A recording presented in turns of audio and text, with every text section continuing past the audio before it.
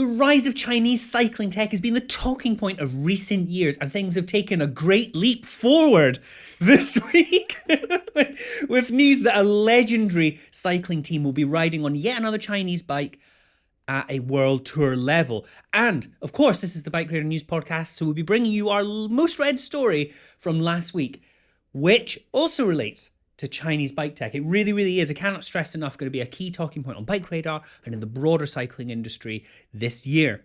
We'll then be bringing you the news that Adidas has quietly launched a new cycling shoe that's not actually that new, but it's already on sale. It's quite an interesting one. Adidas has got a really odd history with cycling. We'll be giving you a bit of analysis onto that. We'll also very briefly bring you some news about Strava cheaters being hung out to dry, and then we'll go into our rant of the week, courtesy me this week. Simon von Bromley gets straight into this week's news that Euskaltel-Euskadi will be riding Quick Pro bikes for 2026. I mean, that is the news, essentially. You stole my thunder there by revealing the iconic team, but yes, that's right. I am all about me having the limelight. Yeah, so it's the Euskaltel-Euskadi team, which fans of the sport will probably remember for the likes of Iban Mayo, and particularly I remember Samuel Sanchez was the big name during kind of my real interest in cycling, and I just remember that orange kit, and he had a gold Orbea because he won the Olympic. Beat me to it. I was about to say cool old aluminium era, quite chunky tube Orbeas for a time. Yeah, exactly. He won the Olympic road race. I think it was 2008 in Beijing. Funnily enough. Yeah. So obviously it's a Basque. A Spanish team, and they rode the Basque brand's bikes for more than 30 years, but that partnership ended in 2024. The team briefly rode Mendes bikes in 2025, which is another Spanish brand, but from 2026 onwards, it's not quite clear how long the deal will last, the team is now riding Quick Pro bikes. Now, for those who don't know, Quick Pro is a Chinese brand, and it rose to prominence last year at the Road World Championships in Kigali when Harry Hudson won was it the juniors? Junior, indeed, yes. The Junior World Championship road race. And it had a very, very cool paint job as well. The bike was very distinctive. Yes. He at the Hill Climb Nationals this year, obviously a much more premier event than the World Championships, he was the local star from Matlock where it was held. And it was astonishing watching him ride. Both on his cool bike. A good rider, eh? He is pretty good at bikes. He's now riding for Little Trek, am I not mistaken? I'm not sure. I think he's on the Little Trek development team. Anyway, carry on. Well done to him. So, according to Quick Pro, the partnership with the Euskadi Foundation marks a milestone in its international expansion and provides an opportunity to validate its designs in the most rigorous environment of competitive cycling. And that is because the team, and therefore the bikes, will be riding in a World Tour race at the Volta Catalunya in March, which will see Quick Pro therefore make its kind of World Tour debut. They'll have access to the ER1 Aero Road bike, the AR1 All-Rounder, which was Harry Hudson's bike, and then the TT1 Time Trial bike. And Quick Pro says the team has committed to joint work in technological development, prototype validation, and equipment optimization. Kind of all the normal stuff. Yes. But I think what's interesting about this story is that Euskaltel is such a kind of iconic like location-based team. For a long time, they only kind of hired riders from Spain, I believe. And then when I think the team went bust and was eventually rescued by Mikel Landa, who's obviously a pro cyclist. Do you know what Euskaltel is, by the way? Euskaltel. Go on then. It's a Basque telecommunications company. There we go. There you go. There we go. Sorry. The more you know. And so, therefore, it's interesting to see them breaking away from the likes of a Spanish bike brand such as Orbea, which is famously Basque as well. I was going to say Spanish bike brand. Be careful, Simon. Basque bike brand. Yeah, it's like calling Scots people English, isn't it? Quite. Which we don't do on this podcast. No, absolutely not. But obviously, the thing with pro cycling is that it is so reliant on sponsorship dollars to keep going. And so I imagine when any brand comes along with big money or bigger money than they were getting, or money at all, full stop, exactly, rather than having to, just providing free bikes or something. It should be clear, I don't know the details of this arrangement, but I would imagine money has changed hands, seeing as it is professional sport, and obviously it's not a bad thing at all. I hope the team is being recompensed for the kind of exposure they're providing. So when money comes along, though, I think most, if not all, teams will switch. Yes. And obviously, we've already seen Astana on XDS, XLab bikes in the World Tour.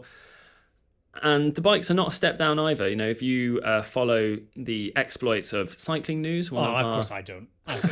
Carry on. But I know we have a friendly rivalry with, but they've tested the Astana's XLab AD9 aero bike in the wind tunnel, and it came in just behind Pinarello's Dogma F at the Silverstone wind tunnel with a rider on it, and ahead of a lot of big name aero road bikes. Now, it wasn't the fastest bike by a long stretch. That's like the Cervelo S5. Mm-hmm. Who would have guessed? But it's certainly not a kind of big step down, these bikes. And I think it's going to I think this is the kind of the start of a kind of wave of what we're going to see. And I think whether Western brands should be worried they're going to be kind of entirely replaced, I don't think that's going to happen anytime soon. But I do think they're going to face increased competition for sponsorships and increased competition for customers. We should say it isn't just bikes that are being supplied to World Tour teams. We've also seen the likes of Magine and IGPS Sport sponsoring teams, quite big name teams, and I've no doubt that more are going to follow because, as Simon has kind of said, like these Chinese bike brands are more credible than ever. I think one of the interesting things to note is that we come at this from a very like Western-centric perspective. I went and saw, I can't remember precisely who it was, it might have been Magine, at Eurobike, and they presented a new group set there alongside all their power meters. And I asked them, like, is this going to come to the European market anytime soon? They're like, oh, no, the Chinese domestic market is more than big enough, which is very easy to forget. Like, there's a lot of cyclists in a place with like 1 billion people in it. So while the exposure and the sort of perspective from a Western view is interesting, like, people watch bike racing in China too. So it has a precedent there. It's not necessarily about, like, making its way necessarily into Western markets, though they definitely are. And we've seen a lot of increased interest on BikeRadar, on our YouTube channel, on our website, everywhere else, in Chinese bike tech, which, Simon, I dare say, is a beautiful segue into our most read story last week on BikeRadar.com, a summary in our expert view of the Chinese brands you don't know about, but should. Why didn't you list them, Simon? Why didn't you read our terrific piece and go top to bottom? Yeah, absolutely. So there was XDS, which, as we've kind of already mentioned, makes the XLab bikes ridden by Astana, or XDS Astana to give them their full name. There's Elvis, which we tested one of their all-round-the-road bikes last year. There's Windspace, which I'm sure many people will be familiar with. Go back to Elvis just for a second. Elvis. They're an interesting brand in that they have a UK distributor of sorts, or I suppose like a UK agent is probably the term phrase they would use. I'm not 100% sure if that means that they stock stuff here in the UK, but I don't think I don't think it'd be outlandish to suggest they do. But they have like a UK presence is the long and short of it. Like that's a brand that is making inroads into the UK domestic market. Carry on. Yeah, so there's Windspace, obviously Quick Pro is on the list as well. In Color, which supplied very funky helmets for the Chinese national team at the Olympics. Amflow, which makes mountain bikes. Elite, which makes wheels. Eltwu, which many people may know for their wireless group sets.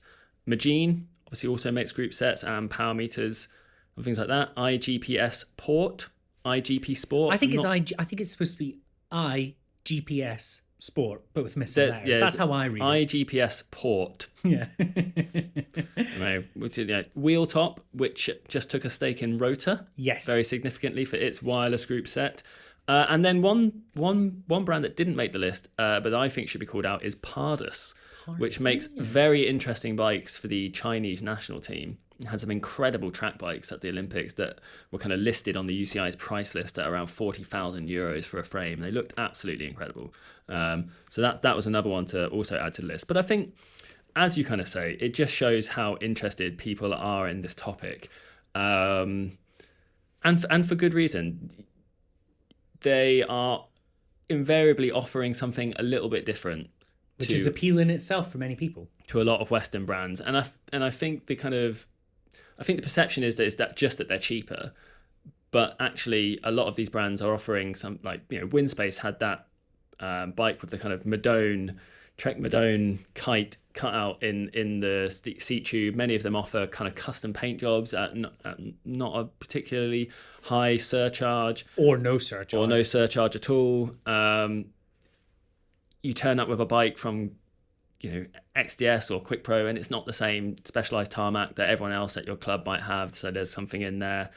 Would you ever buy a Chinese bike, Jack, do you think? Yes, probably. But I think more likely to dip my toes into the the component world. I actually rode for years a pair of light bicycle wheels, which are exceptional. Like, they are the darling of the bike forums of this world.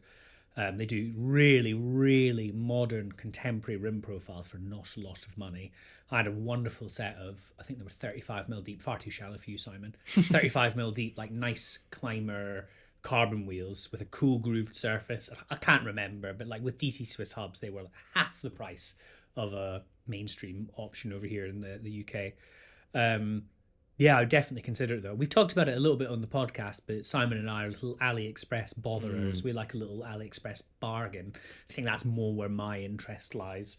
Little tidbits. Obviously I brought a couple of Planet X bikes over the years, and those are essentially, I mean, the time trial bike, for example, I'm pretty sure was just an open mold frame with badges on it. The main reason I would buy it from, say, Planet X rather than AliExpress frames is that you kind of have somewhere to go to if something goes wrong, a warranty, so those sorts of things. But once the likes of, as you say, Elvez and Winspace and Quick Pro, once they have UK distribution and things like that, then the kind of barrier to entry is so much lower for most people, and you're not taking that risk of going on AliExpress and not being sure whether you're buying a genuine Quick Pro or kind of like, is it an open mold fake, or it's a bit more murky? Yeah, AliExpress's UX is also pretty awful. It's quite fun looking on AliExpress for bargains, but it's definitely not the most user friendly journey. And also, you'll get like basically the same product like 15 times over from different merchants. It's not really clear who you're buying from. Blah blah blah. All things that have been well discussed in the past.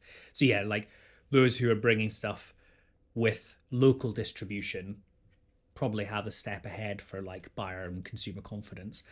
All credit, I should say, to BikeRadar. We definitely want to give a bit more attention to Chinese cycling market and kind of products coming from AliExpress and all the likes of it. There's lots of people who've been doing this for years, and all credit to them. They've been an excellent resource over the years. I think I talked about bar tape a couple of weeks ago in a previous podcast. But it's definitely something we want to have a little look at. So if there's any specific topics you want us to cover, leave your thoughts in the comments on Spotify if you're watching over there, or on YouTube if you're watching there. Or, if you prefer, send an email to podcast@bikeradar.com. We really want to answer the questions you, our audience, want answered. It's the favourite, most bestest bit of the job, Simon.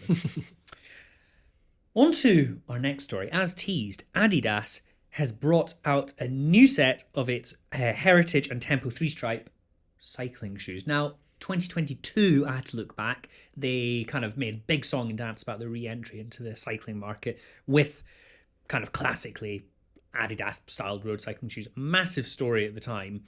And then things kind of like went a little bit quiet. They've been sort of lightly refreshed over the years. There were some gravel shoes. And then, quite honestly, just randomly scrolling, I stumbled on these, and they seem to have been released a little while ago, but they're just a slightly nicer version of their first shoes with a full grain leather upper, and they're already on sale. Simon, talk us through some details of the shoes, but I'd also like to hear a little bit about Adidas's storied history in pro cycling. So yeah, like you say, these shoes are similar to the ones that sort of existed with kind of all black upper and the iconic free white stripes that Adidas is well known for.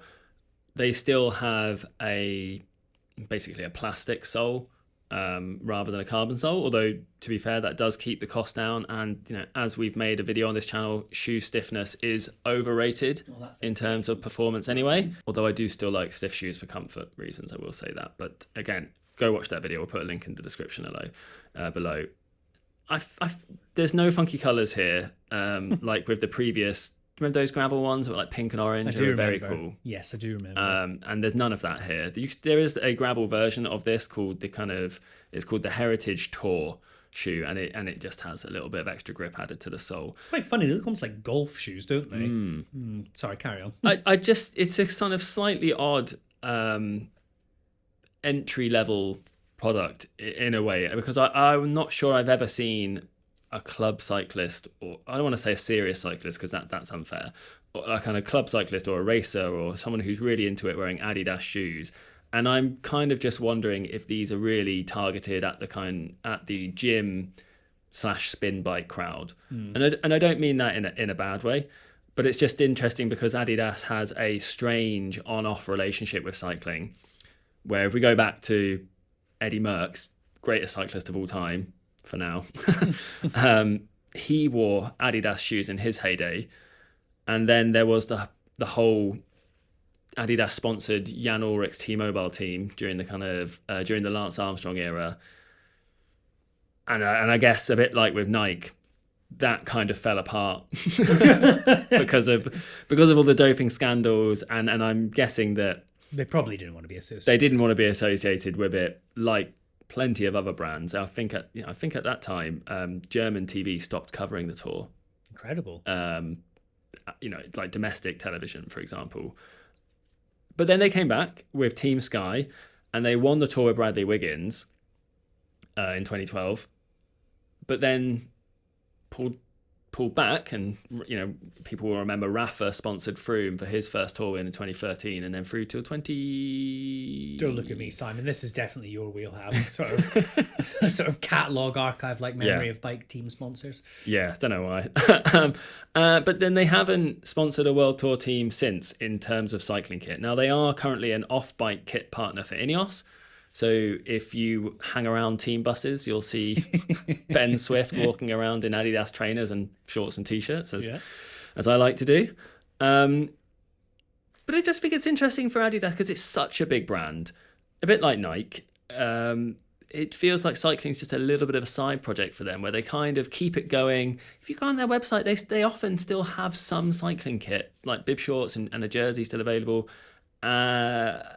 But I wonder if there's just not, they just don't think there's enough money in pro cycling, basically. Probably. My gut feeling is that you're right around the spin market and the indoor riding market, and the sort of casual market probably eclipses the enthusiast cycling market, shall we say, in terms of scale and the potential for money to be made. And someone who is into spin, for example, is more likely to walk into your Sports Direct or your, JD Sports, Foot Locker, yeah, and go get a pair of Adidas cycling shoes because, they're there. They make good sports shoes. I'll just get them, rather than going through the local bike shop. Bathtub sole bonds. They could be good for my spin. They're much more likely to go for the easy option. And I suspect Adidas is just focusing its effort there. But you are right. Like 2022, maybe because cycling was going on a upward trajectory.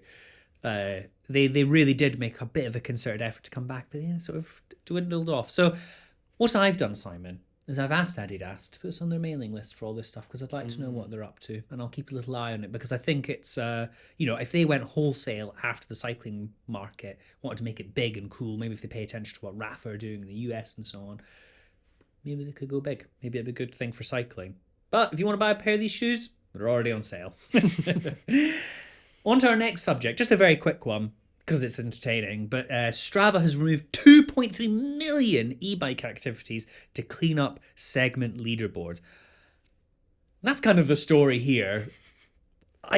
Why on earth would someone cheat on a Strava segment leaderboard? It's quite tragic, I've got to say. I've never really understood the logic of this one. When we posted this in our group chat on Microsoft Teams, a mountain biker immediately came in and went, all the mountain bikers, they just upload their e-bike activities as normal activities, and a lot of people are apparently using VPNs to unrestrict their e-bikes so they can go up to 30 miles an hour. Now, to be clear, that's something we do not recommend. It's also very illegal here in the UK. Yeah, exactly. I don't know, I guess people, I feel like, I suppose people feel like it's a victimless crime. And to an extent, it is. Yeah, it's actually not a crime. Yeah, but you know what I mean? When I say crime, I mean that in the kind of the broadest possible sense. But But yeah, Strava says the result of its kind of enhanced e-bike detection means that 2.3 million activities have been removed alongside 1.6 million vehicle activities. That one is forgivable. I have got into vehicles before with my Garmin Have still you? running. And then you've uploaded those rides And then I've ticked it as a... And then I've gone home and gone, Oh, I was fast that day, wasn't I? Oh, I got the, KOM down the M32 or whatever. No. 293,000 athletes have had spots in top 10s restored. So that's quite cool. I think from a Strava perspective, this is a really important thing. Even if we can kind of agree that KOMs are obviously, they don't really mean anything. They're all kind of a bit worthless. But if you're paying for Strava... Yeah, faith in the platform is crucial. And the leaderboards are populated by cheats, then that's really going to put you off. If you're someone like Andrew Feather, who has every KOM in the Southwest, then this kind of thing really matters. And his are all, earned. Yeah. Fair and square. Have you ever flagged a ride as sus, Jack, when you've been knocked out of a KOM top 10? No, I haven't, but I always really like it. But there's one in Ashton Court's, like the local mountain bike trails in Bristol. And like thousands of people ride it, and some of the KOMs are quite competitive. But I really like it when there's someone who's clearly uploaded an activity on an e-bike. They're like, John Doe, delete your ride. This is clearly an e-bike, and they'll change the segment name. It's so funny. It's so pay. The faith in the platform is good. Yeah, I know personally I have so few KOMs, and I covet them very closely, but I have so few of them these days that it's not a problem I have to face regularly. Have you, Simon? Yeah, I mean, I have in the past. I did. There was a time when I was fit, and I did have a few like around my hometown. And as soon as you get knocked off, you're like, you go, what? And you go check it, and then that seems unrealistic. No power meter, no heart rate monitor, impossible. Must have been in a Porsche. So yeah, I mean, I think I probably have in the past, and it is it's understandable that people who if you worked hard for a segment, especially as you say if it's a popular one, and then someone comes along and cheats you out of a top 10 place on the kind of the public forum of athlete worthiness, then then I can understand why people would be upset. I think I joined Strava in 2011, I want to say, maybe 2012, when it was like a big platform, but nowhere near as big as it was, or is now rather. And I made quite a lot of segments back home around Crieff and stuff, just because it was like fun. There's like one near my parents' house. I made like a a bridge to bridge sprint, really close by. And I'd go and like try and target those ones. I actually had quite a lot of KOMs for all because I'd made all the segments. You were the only person riding. I was the only person, and then over the years, the local legend, they've all sort of dwindled off. But I still hold a handful from the heyday of being fit. I mean, it's really Strava is really problematic if you live in an area where someone good is. Obviously, here in the Southwest, Andrew Feather owns absolutely everything. I would encourage, obviously, Andrew Feather. For those who don't know, I'm sure you probably have heard of him because he's the guy who beat Pogacar in a charity bike ride. Is multiple times national hill climb champion, absolutely monstrous VO2 max, ally of BikeRadar and other channels, to be fair. Who? Never heard of them. We won't mention their names, but I'm sure you could find them if you really wanted to look for them. But he just, part of the reason he's so good is because he rides his bike all the time, and he's out doing he's so fast. He's always out. Every single ride he does, it's crown, trophy, and it's just absolutely, it's unbearable to go to any climb in the Southwest, and there's literally no chance you could ever get the KOM because he's put it on the shelf. Illy Gardner, she didn't win this year or last year. Illy Gardner was also Hill Climb National Champion. She, I think, if I'm not mistaken, has eclipsed Andrew Feather to have the most KOMs in the world. I think. Fact check that. Regardless, though, she is a monster. She lives in South Wales, and like South Wales is notorious for its very steep climbs, and she's a terrific follow on Strava because she just gets every single KOM. But then she'll go to like the Alps on holiday and also take like huge KOMs from pro riders. Astonishing rider, and such a like low key presence. I mean, that's excellent. Yeah, I think it's more these days rather than kind of looking at my own rides on Strava, it's more just me getting rattled by other people who are fitter than me, looking at their rides. What? We're getting older. On to another subject on e-bikes. New Jersey's ridiculous new e-bike laws are terrible for people living in New Jersey, but I really sincerely think it could be really bad news for cyclists worldwide. It is my rant of the week. So, for those of you who aren't aware, last week, New Jersey brought into law a kind of ridiculous sweeping generalization which lumps all e-bikes into a single category, grouping conventional, safe, like pedal assist bikes with dangerous, unlicensed and unrestricted electric bikes, which in the statute books in New Jersey they term as like e-motos.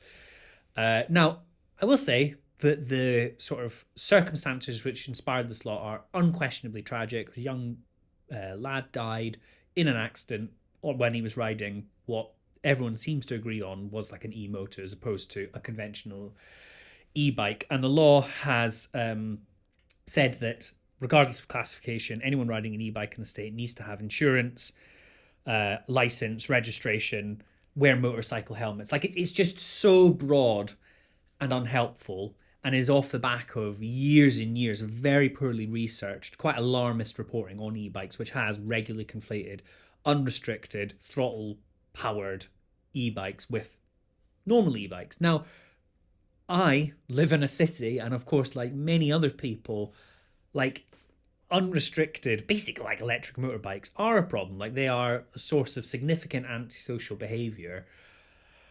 And like it is only a matter of time until more and more high-profile cases where people are really seriously injured or killed will result in a hopeful, like, proportional crackdown on these bikes. But certainly in the UK, like, reporting around these is either directly linked or coded to broader political issues around, like, migrant workers, basically. Like, they're more commonly than not used by delivery riders. Not exclusively, but you know, that's definitely the most visible part of reporting in the UK and media, but also just generally on like Facebook. You know, people conflate the use of these bikes with migrant workers doing delivery jobs.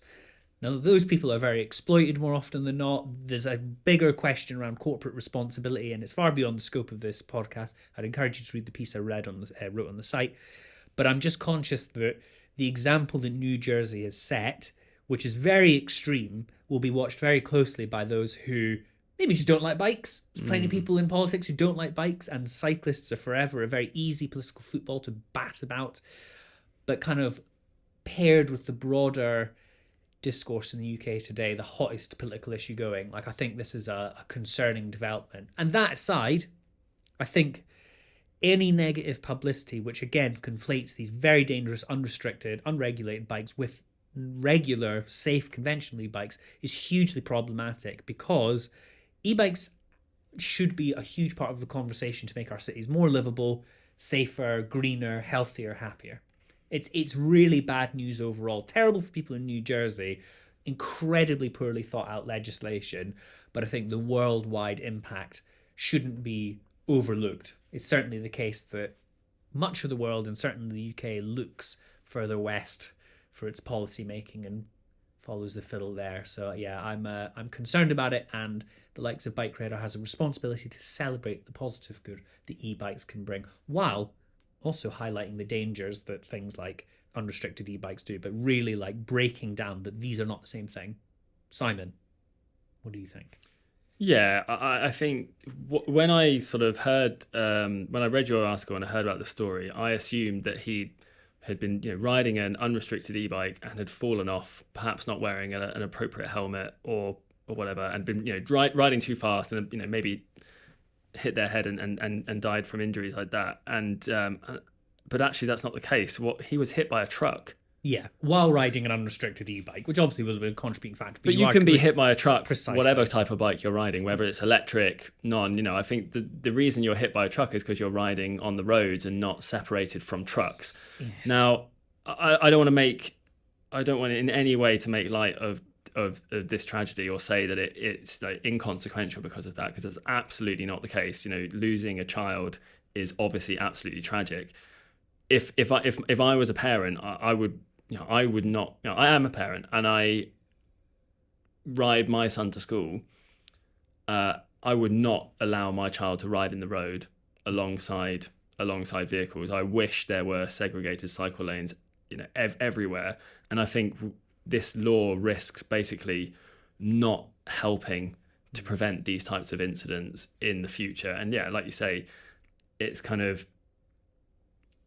if it's going to set a precedent for further legislation around the world, that's going to do way more harm than good. I would wholly agree that there is a big problem with illegally modded e-bikes, beyond Strava. And but there are laws already that are in place. I think the problem in the UK, I can't speak for other places, but the problem in the UK is that the laws that already exist are not enforced. Yes. A little bit like how the kind of British Transport Police said they weren't going to investigate bike thefts at train stations. They're effectively decriminalising bike theft, even though, the law says you can't. Should be made clear the British Transport Police have recently kind of rowed back on that.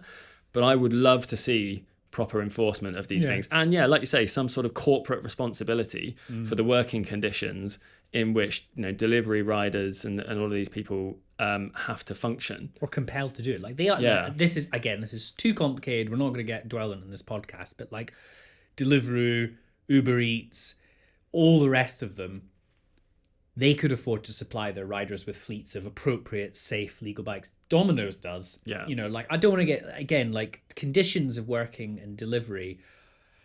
Like these people live under horrendous surveillance, are basically exploited. Like it's just dreadful stuff. But at the basis level, like you could supply your employees. With equipment to do their job. And I know that people will view them as basically self-employed contractors. That's the whole model in which this quite exploitative business is built on. But give them bikes. Give them safe, appropriate bikes. Anything else, like from a corporate responsibility perspective, someone will be killed. Someone will be killed by one of these bikes at some point. And all eyes will turn rightly to the companies who they work for. Ugh, it's just so frustrating. Yeah. And all of that aside, politics aside, like I really believe that e-bikes will be revolutionary for making our cities more pleasant places to live. And anything that, alongside all the battery safety stuff, which has been very unhelpfully reported in the press in very inaccurate terms, is a bad thing for cycling uptake as a whole. Horrible stuff, eh? Anyway, on to next week. We'll speak to you again very soon. It's been a pleasure, Simon, as ever. We love the BikeRadar podcast. It's one of our favourite parts of our job, and we hope you enjoyed it. And if you did, give us a cheeky 5-star rating wherever you listen to your podcast. If you're over on YouTube, leave us your thoughts in the comments. We do read them. Give us a like and subscribe and hit that little bell icon so every time we upload a new video, you'll get a notification.